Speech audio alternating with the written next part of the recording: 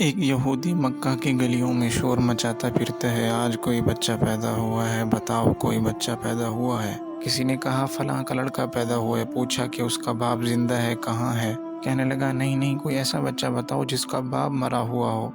کہ عبد المطلب کا پوتا پیدا ہوا ہے، کہاں؟ ہاں مجھے دکھاؤ۔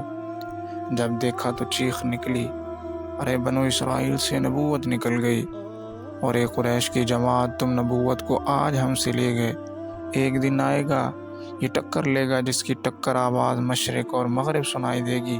ابھی تو آپ صلی اللہ علیہ وسلم پیدا ہو رہے ہیں، وہ ابھی شروع نہیں کیا۔ معجزہ دلیل نبوت ہے، کرامت امت دلیل ولایت ہے، اور دعوت مقصد نبوت ہے، اور اتباع سنت مقصد ولایت ہے۔ مقصد کی طاقت معجزے کی طاقت سے زیادہ ہوتی ہے، مقصد کی طاقت کرامت کی طاقت سے زیادہ ہوتی ہے۔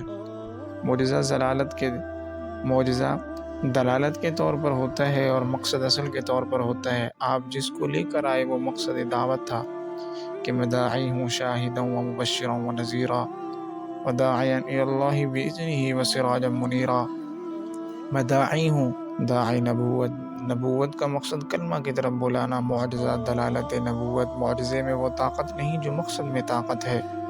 اور آپ کے معجزہ کی طاقت یہ ہے کہ انگلی کے اشارے سے چاند کے 2 ٹکڑے ہوئے۔ جب آپ کے معجزے کی یہ طاقت ہے کہ چاند کے 2 ٹکڑے ہوئے، آپ کا جو مقصد تھا کلمے کی دعوت، جب وہ مقصد وجود میں آئے گا تو میرے بھائیو اس کی طاقت کا کون اندازہ کر سکتا ہے؟ ایک مرتبہ آپ صلی اللہ علیہ وسلم جنگل میں تشریف لے جا رہے ہیں، فارغ ہونے کے لیے چھوٹی چھوٹی جھاڑیاں تھی جس کے پیچھے پردہ نہیں تھا۔ آپ نے حضرت جابر رضی اللہ تعالیٰ عنہ سے فرمایا، اے جابر جاؤ ان جھاڑیوں سے کہو کہ اللہ کا رسول کہتا ہے کہ میرے لیے آپس میں جڑ جائیں۔ حضرت جابر رضی اللہ تعالیٰ عنہ جھاڑیوں کے پاس جا رہے ہیں اور ان سے کہہ رہے ہیں کہ اللہ کا رسول فرما رہا ہے کہ میرے لیے آپس میں جمع ہو جاؤ۔ جھاڑیاں بھاگتی ہوئی آئیں اور آپس میں جڑ گئی اور آپ پیدا ہو گئے۔